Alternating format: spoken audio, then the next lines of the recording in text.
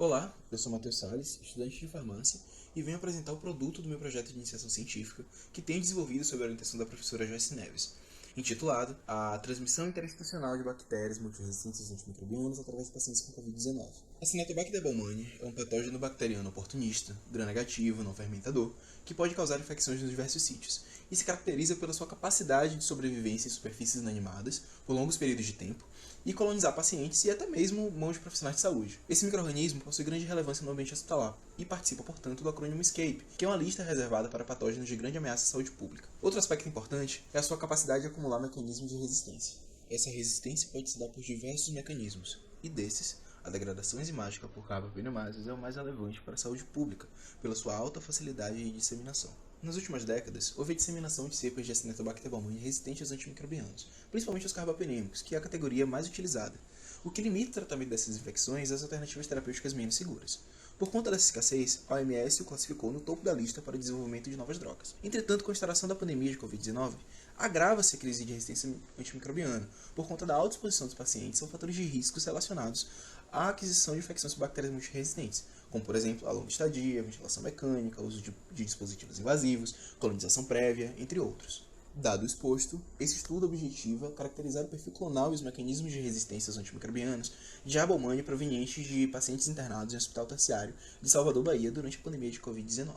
As amostras foram provenientes de casos de infecção e colonização nas primeiras 48 horas da admissão na UTI e após. Os micro-organismos recuperados foram identificados por sistema automatizado VETEC2 e o perfil de sensibilidade foi realizado por método manual, de acordo com as orientações do BRCast deste ano. Em seguida, foram armazenados em caldo BHI e 10% glicerol a menos 80 graus Celsius. Para a inferência do mecanismo de resistência, foi utilizada a reação em cadeia da polimerase, com o protocolo estabelecido por outros autores, para os genes BLA-OXA 23, 24, 48, 51, 58, INP, VIN e NDM. A determinação do perfil clonal dos isolados foi realizada através de eletroforese de campo pulsado, utilizando a enzima de restrição APA1. Os perfis eletroforéticos gerados foram comparados através de GeoCompar e foi considerado como pertencentes ao mesmo clone os isolados com similaridade maior ou igual a 80%. Em março de 2020, a unidade estudada tornou-se exclusiva para atendimento de casos de Covid-19 e recebeu pacientes de todo o estado. Durante os anos de 20 e 21, Rocha e colaboradores verificaram um aumento na densidade de incidência de pneumonia associada ao ventilador por Acinetobacter baumannii multidroga resistente,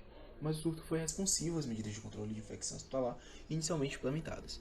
No ano seguinte, houve um segundo aumento não responsivo, que, após maiores investigações, verificou-se que estava associado a uma inconformidade na sanitização das válvulas dos respiradores. Em seguida, foi realizada a modificação do protocolo e o surto foi contido em março de 22. A tabela 1 indica o total de isolados obtidos e as frequências de acordo com o espécime clínico. Foram avaliados 86 isolados de Acinetobacter baumannii provenientes de amostras de diversos sítios, com maiores frequências para secreção traqueal, suave retal e sangue. Essas proporções já foram descritas em isolados de A. baumannii obtidos de pacientes com Covid-19. Com relação ao perfil de sensibilidade, foram obtidas altas frequências para isolados resistentes aos carbapenêmicos, fluoroquinolonas, entretanto, percentuais variados para os aminoglicosídeos. A maior parte dos isolados foram caracterizados como multidroga resistente de acordo com os critérios estabelecidos pela OPAS. Esse aumento já foi percebido por outros autores durante o período pandêmico. Para a elucidação dos mecanismos de resistência, foram avaliados 56% isolados para todos os genes anteriormente sinalizados. Entretanto, foram obtidas amplificações somente para os genes codificadores de carbapenimases do tipo OXA23 e OXA51.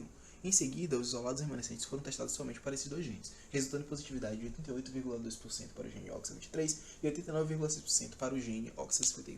Apesar do gene codificador de OXA51 ser considerado intrínseco nessa espécie, a coexistência do OXA23 tem aumentado nos últimos 20 anos, através do carreamento por elementos móveis entre cepas de Acinetobacter e outros gram-negativos. Para o perfil de similaridade, foram avaliados 32 isolados de casos de infecção e sítios de colonização, que se agruparam em 13 clones, dos quais o clone H abriga o maior número deles. A distribuição temporal desses clones indica a presença de cepas que habitaram a instituição investigada durante todo o estudo, bem como a presença de clones que se inseriram e se disseminaram ao longo do mesmo período. Na análise molecular de 48 isolados de infecção, verifica-se o perfil policlonal, o que aponta para a suspeita de que houveram múltiplos reservatórios ambientais que possibilitaram a transmissão de A. baumannii entre pacientes. Os achados se fundamentam na capacidade desse micro-organismo de persistir em superfícies inanimadas, associado aos desvios da qualidade nos protocolos de prevenção e controle de infecções. Adicionalmente, foram obtidas 8 culturas positivas nas primeiras 48 horas, ou seja, o paciente chegou ao hospital colonizado ou infectado por Acinetobacter baumannii. E foi observado que o paciente 190 deu entrada na UTI devido de regulação estadual e apresentou cultura positiva para Acinetobacter baumannii multidroga resistente. 3 dias após, o paciente 276, que já estava na unidade, apresenta cultura pela mesma cepa. Apesar de não ter sido o padrão de transmissão predominante durante o surto estudado, a análise molecular foi imprescindível para a elucidação de tal achado. Como conclusões, obtivemos altas frequências para a Acinetobacter baumannii resistente aos antimicrobianos através do mecanismo de degradação enzimática, de modo policlonal, em instituição terciária, e a provável ocorrência de um caso de transmissão interinstitucional.